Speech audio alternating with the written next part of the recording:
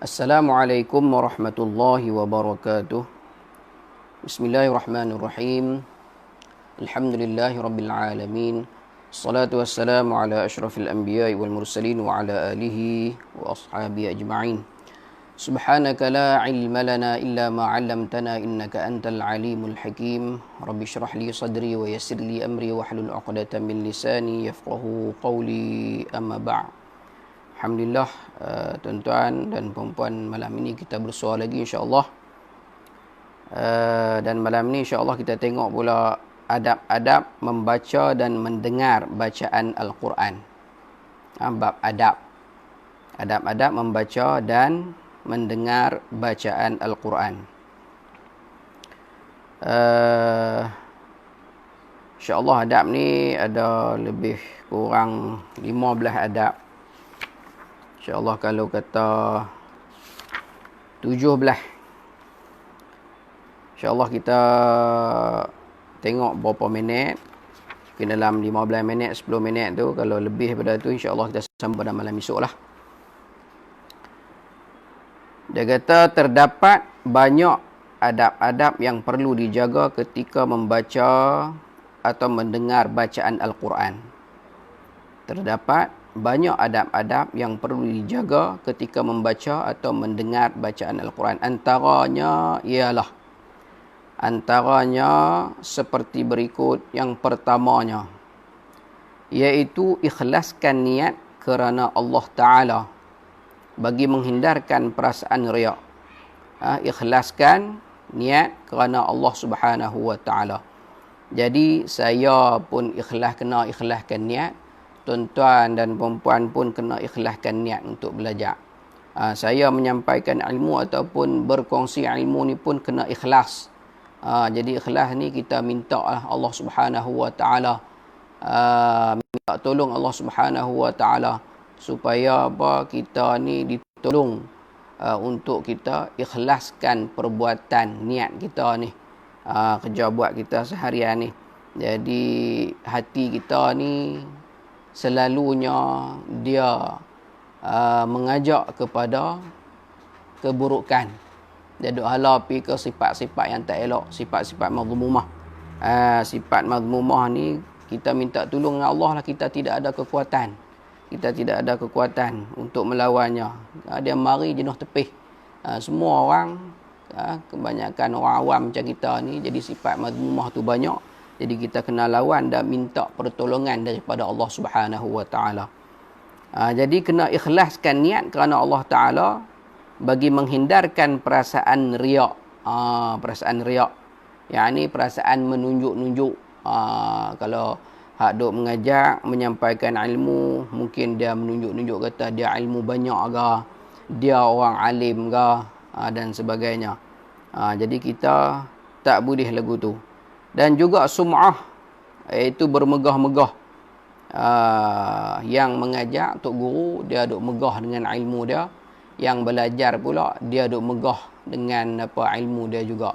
Dan bermegah-megah dengan guru yang dia belajar. Ni cukup merosakkan amalan kita tu. Merosakkan pahala yang kita cari, pahala yang kita buat tu rosak kerana apa? Kerana sifat-sifat yang mazmumah, sifat riak, sifat sum'ah, macam-macam sifat yang tak molek ni kita kena jauhkan apabila kita nak mengajar dan juga belajar menuntut ilmu ni. Jadi kalau majlis kita ni, majlis yang kita buat ni, saya berkongsi ilmu dengan tuan-tuan dan perempuan, tuan-tuan rasa majlis ni bagus, majlis ni molek, majlis ni mendapat rahmat, kita minta dapat redha daripada Allah Subhanahu Wa Ta'ala, tuan-tuan boleh share. Share lah kalau kita tak dan tengok, ataupun kita rasa cemuh nak tengok ke, kita tolong share, tak apa dah. Mungkin kawan-kawan kita yang nak tengok tu dia memerlukan, ataupun kita rasa kita dah boleh dah, reti dah, tahu dah. Kita mungkin ada kawan-kawan kita yang tak pandai lagi ke, tidak memahami Al-Quran lagi ke, tak reti nak baca ke, tak faham tentang tajwid ke, tak nak tadabbur Al-Quran dan sebagainya, tolong share. Tolong share supaya orang yang menunjukkan jalan kebaikan kepada orang lain ni, kalau kawan tu buat, orang yang ditunjuknya tu buat, dia lakukan perkara tersebut, kawan hak tunjuk tu pun dapat pahala, kawan yang share tu pun dapat pahala. Jadi pakat share lah tuan-tuan kalau ada kebaikan, dalam majlis kita ni. Jadi apa Allah Subhanahu wa taala berfirman dalam surah Az-Zumar ayat 11, qul inni umirtu an a'budallaha mukhlishan lahuddin. Apa maksud dia? Katalah wahai Muhammad, sesungguhnya aku diperintahkan supaya menyembah Allah dengan penuh keikhlasan kepadanya dalam beragama. Ini Allah Subhanahu wa taala menyuruh kita supaya ikhlas. Kita kena ikhlas menyampaikan ilmu dan mendengar, mengutip ilmu ni, mempelajari ilmu ni, kena ikhlas. Dua-dua kena, berdua belah pihak kena ikhlas. Itu yang pertama, adab yang pertama. Adab yang pertama. Kalau kita share ataupun kita menyampaikan ilmu ni, bagi saya kalau dalam 230 orang, 100 orang, 200 orang, 500 orang, 1000 orang ke, tengok kalau seorang pun dah amalkan apa yang saya sampaikan ni pun mujur dah. Mujur dah, supaya apa, nanti kita boleh, kalau kita mati, tergolonglah kita tu orang yang menyampaikan ilmu ni, orang yang share ilmu ni. Dia sampaikan ilmu tu, orang lain buat, orang lain amal ilmu yang kita sampaikan, kalau kita mati, pahala insya-Allah akan sampai. Au ilmun yuntafa'u bihi. 3 perkara apabila matinya anak Adam tu, salah satu dia ilmu yang memberi manfaat kepada orang lain yang kita ajak. Bukan takat ilmu Al-Quran, bukan takat ilmu agama, apa-apa ilmu yang kita ada, yang kita reti, kita boleh kongsi bersama orang lain. Tak kiralah ilmu apa pun. Ilmu buat cucuk meneram ke, ilmu buat rumah pertukangan ke, ilmu, sebarang ilmu kita sampaikan kepada orang, insya-Allah orang amalkan, maka pahala kita akan dapat sehinggalah kita mati duduk dalam kubur, pahala tu akan mengalir insya-Allah. Itu yang pertama, iaitu ikhlaskan niat kerana Allah Subhanahu wa taala. Yang keduanya, menghadirkan hati dan akal fikiran supaya bertambah tadabbur. Tadabbur ni iaitu memperhatikan ayat kita baca tu, kita memperhatikan serta memikirkan ayat yang kita baca tu. Itu tadabbur Al-Quran. Wa fi anfusikum afala tubsirun. Kita tadabbur, Tuhan tu tengok di dalam diri kita ni. Kalau kita fikir dalam diri kita ni pun, kita dah nampak dah kebesaran Allah Subhanahu wa taala. Banyaklah Tuhan suruh tengok kejadian bukit, kejadian langit, kejadian diri kita, kejadian apa binatang, macam-macam Tuhan suruh kita fikir, macam mana apa kehebatan Allah Subhanahu wa taala tu. Supaya kita rasa Allah Subhanahu wa taala tu cukup hebat. Paling hebat, tak ada orang boleh ting dia dah. Firman Allah Subhanahu wa taala dalam surah Sad ayat 29. Kitabun anzalnahu ilaika mubarakun liyadabbaru ayatihi wa liyatadhakkara ulul albab. Ini ayat apa? 29 ayat surah Sad. Inilah sebuah kitab yang kami turunkan kepadamu dengan penuh keberkatan supaya mereka memperhatikan ayat-ayatnya dan supaya orang-orang yang berakal itu dapat memikirkannya. Ayat Al-Quran ni macam-macam cerita, macam-macam kisah. Yang paling banyak sekali kisah-kisah umat-umat terdahulu, yang mana mereka ni ramai yang dihancurkan oleh Allah Subhanahu wa taala. Allah cerita banyak kali dalam surah-surah lain pun, satu kisah Tuhan cerita banyak kali supaya kita ambil pengajaran daripada kisah-kisah tersebut. Banyaklah apa ilmu yang kita dapat kutip kalau kita tadabbur ayat-ayat Al-Quran ni. Ini surah Sad ayat 29. Iaitu menghadirkan hati dan akal fikiran supaya bertambah tadabbur, memperhatikan serta memikirkan. Ini yang kedua ni insya-Allah nanti saya akan selang-selikan dengan kuliah tafsir. Bukan saya nak tafsir, saya baca orang tulis. Kita tak ada ilmu, kita baca orang tulis. Nanti kita tadabbur ayat. Kita baca, kita tengok maksud ayat. InsyaAllah lepas-lepas ni lah. Itu yang kedua, adab membaca dan mendengar bacaan Al-Quran. Yang ketiganya, iaitu membaca isti'adzah. Firman Allah Subhanahu wa taala surah An-Nahl ayat 98 ni isti'adzah ni kita dah sebut, kita dah bincang 2-3 malam lepas ni, iaitu a'udzubillahi minasyaitonirrajim ayat 98 ayat surah An-Nahl. Fa idza qara'tal Qur'an fasta'idz billahi minasyaitonirrajim. Apabila kamu hendak membaca Al-Quran, maka hendaklah kamu meminta perlindungan kepada Allah daripada syaitan yang direjam. Apabila nak baca Quran, kita mesti baca a'udzubillah, at-ta'awuz. Dan lafaz dia banyak. Malam tu kita sebut 7 lafaz. Yang paling pendek yang kita ada baca selalu itulah a'udzubillahi minasyaitonirrajim. Sekurang-kurang kita baca hak tu sebelum kita memulakan bacaan Al-Quran kita. Ini adab yang ketiga. Adab yang ketiga. Adab yang keempat, iaitu membaca basmalah. Ini pun pada malam kemarin kita sebut, 2 malam kita sebut tentang bacaan basmalah ataupun bismillahirrahmanirrahim. Rasulullah SAW bersabda, kullu amrin dhibalin la yubda'u fihi. Riwayat kita baca malam ni, dia ada 3 lagi. Setiap perkara kebaikan ataupun kebajikan yang tidak dimulakan dengan bismillahirrahmanirrahim, maka amalan itu terputus daripada keberkatan. Hadis riwayat Abu Daud. Jadi lepas kita baca a'udzubillahi minasyaitonirrajim, kita baca pula bismillahirrahmanirrahim. Itu di permulaan surah ataupun di pertengahan surah. Kita dah bincang dah pada malam kemarin. Yang kelimanya, membaca dalam keadaan berwuduk, walaupun harus membaca tanpa wuduk. Membaca dalam keadaan berwuduk, walaupun harus membaca tanpa wuduk. Jadi nak baca Quran ni, kita ambil air sembahyang, kita ambil wuduk, itu paling elok, paling cun sekali. Di mana? Di dalam masjid, kan? Di dalam surau, di rumah kita. Jadi kita senang ambil wuduk, kita ambillah wuduk untuk baca Al-Quran. Tapi kalau tak ada wuduk, boleh baca tak? Boleh baca. Cuma dia kurang sikit lah. Sebab tak ada wuduk tu. Tak ada yang semayang sebab kita berada dalam hadas. Jadi ambil wuduk tu, jadi hadas kecil kita terangkat. Jadi pahala dia lebih lah orang berwuduk baca Quran. Tapi kalau kita duduk dalam kereta, kita tak ada wuduk, kan, boleh baca tak? Boleh ya. Tak tengok Quran hak driver tak boleh tengok. Tengok Quran masuk dalam parit, kan, masuk dalam parit. Hak tak bawa kereta, yang tak jadi driver tu, dia boleh baca Quran, sama ada dia hafal ataupun dia tengok Al-Quran, ataupun dia tengok dalam telefon lah. Ni kan mudah, kita boleh tengok dalam telefon kita, smartphone kita boleh tengok, kita boleh baca. Tak perlu ambil wuduk. Duduk dalam kereta, duduk naik motor, duduk buat kerja, kan, sambil buat kerja boleh baca Al-Quran.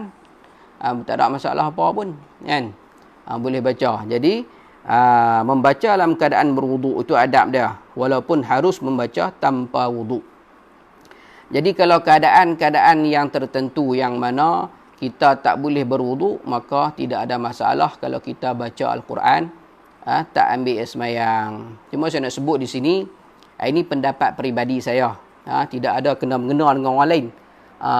Kalau tak setuju pun, itu apa pendapat masing-masing lah. Ini pendapat peribadi saya.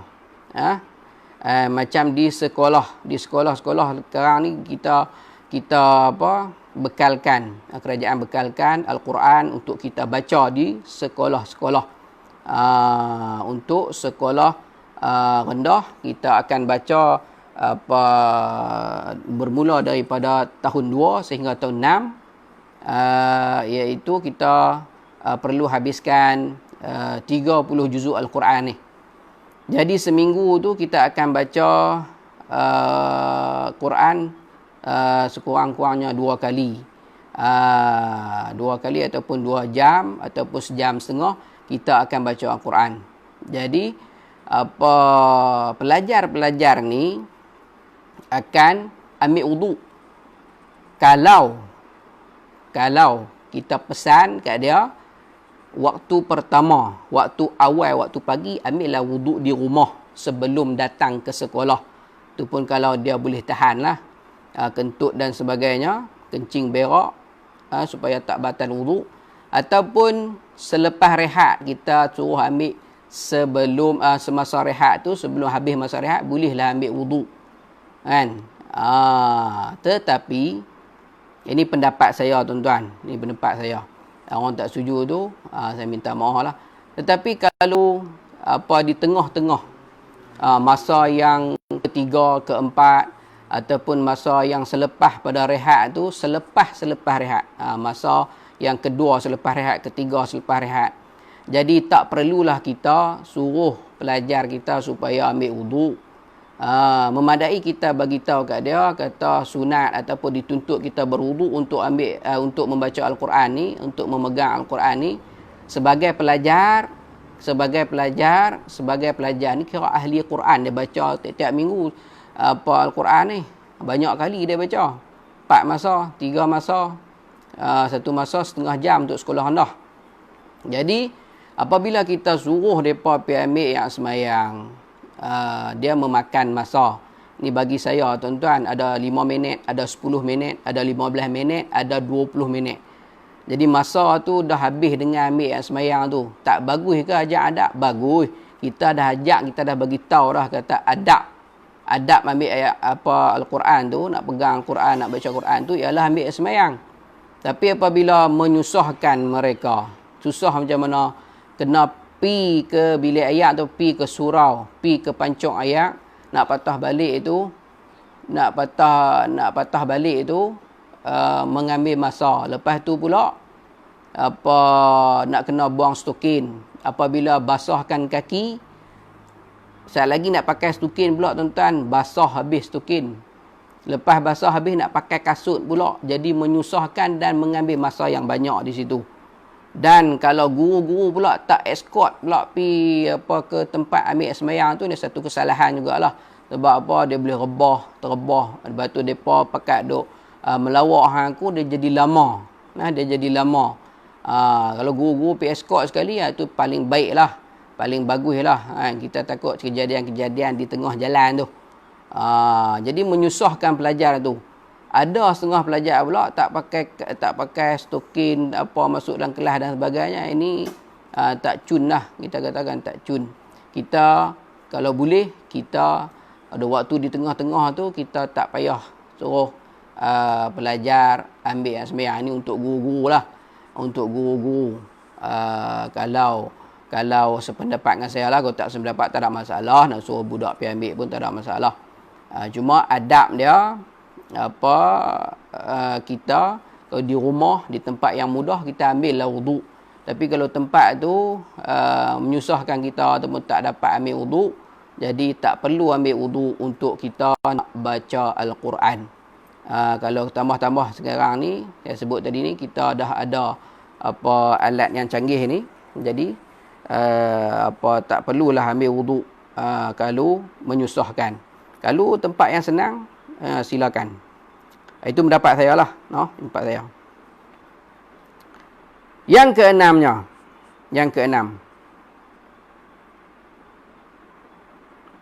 Tak habis kita saat ni. Nanti kalau budak tu masuk tuan-tuan dalam kelas, dia nak baca, ataupun dia terlewat masuk, dia pergi ke tempat-tempat lain, dia masuk, dia akan tak berani pegang Quran. Sebab apa? Dia anggap bahawa dia nak pegang Quran tu kena ada ayat semayang. Jadi menyusahkan, bukan menyusahkan dia. Jadi tak berani. Awak tak pegang Quran, tak ada ayat semayang. Dia tak berani semayang. Tinggal dia seorang nak pergi ambil pula, nak kena pergi escort pula. Jadi gitu. Lepas tu lah, dia akan tuan-tuan, lepas tu orang nak baca Quran, semua nak ambil yang semayang. Tak ambil semayang, tak berani nak baca Quran. Dia jadi lagu tu. Last sekali, Al-Quran jadi apa? Semut baca, duduk di rumah. Semut penuh. Setahun sekali, bulan Ramadan baru nak baca.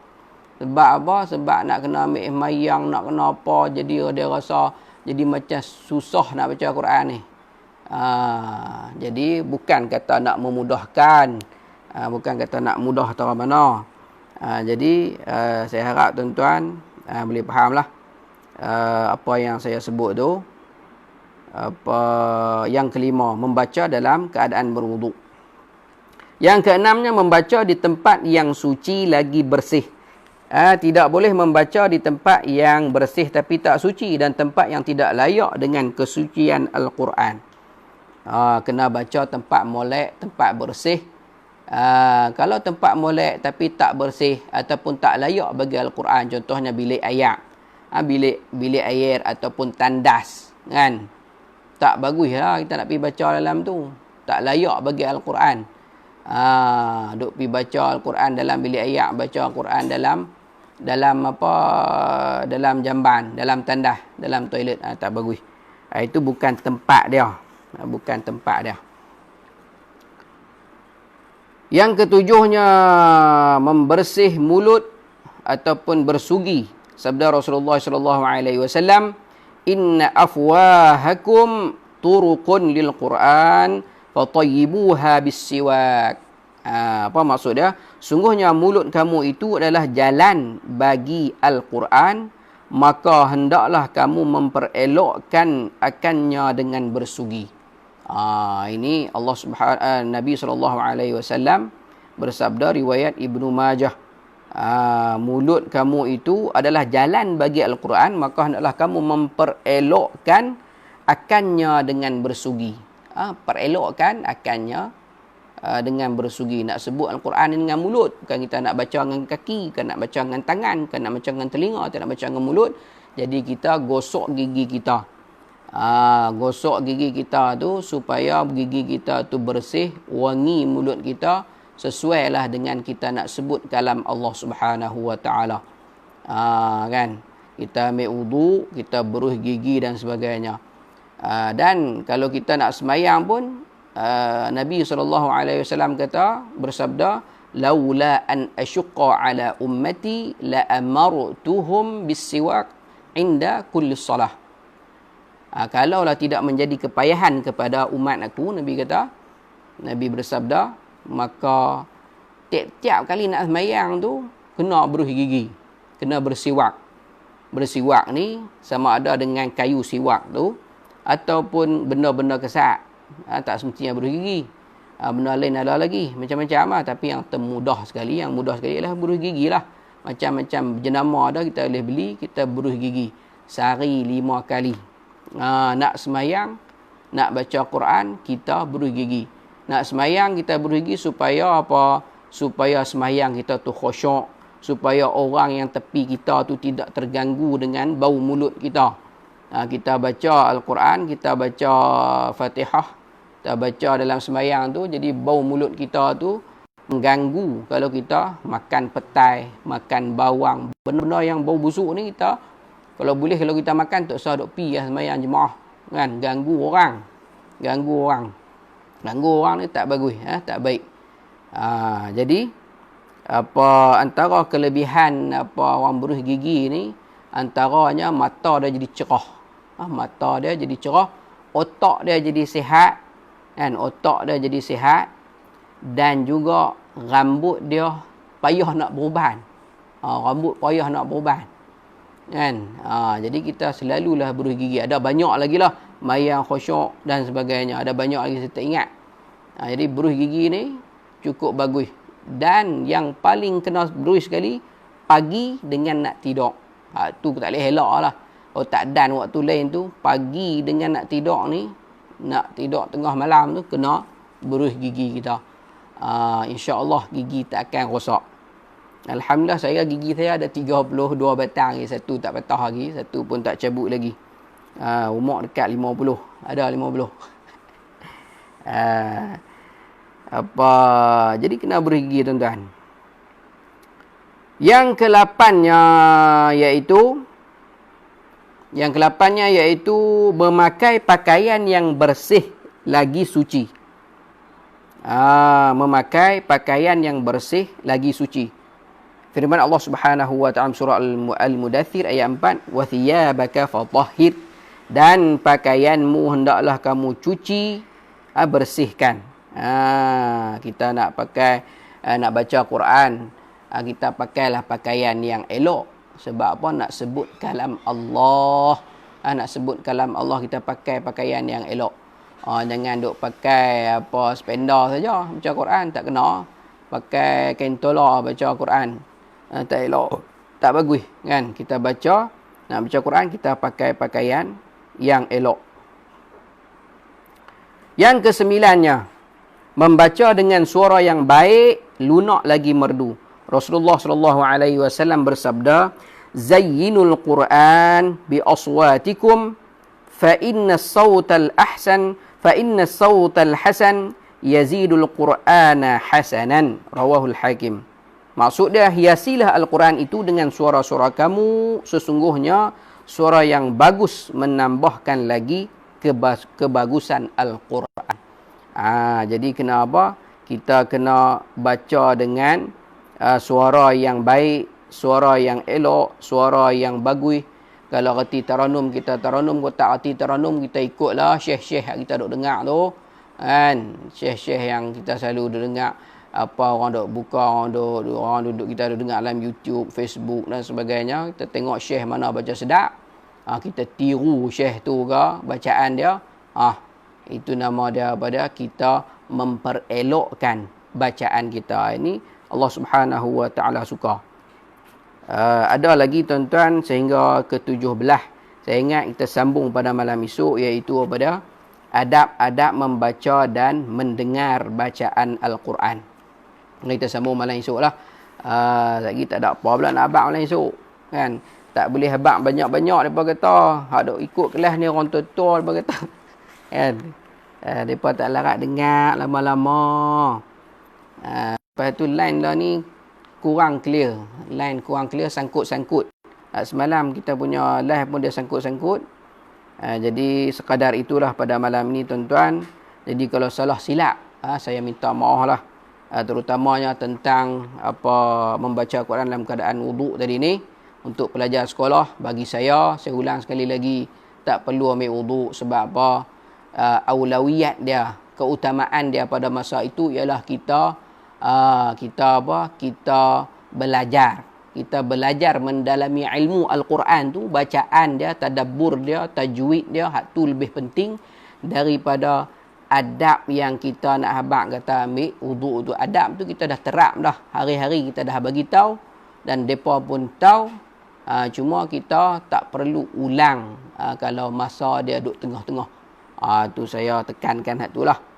Bagi saya lah, keutamaan dia pada masa tu ialah membaca dan mengaji pada masa tu.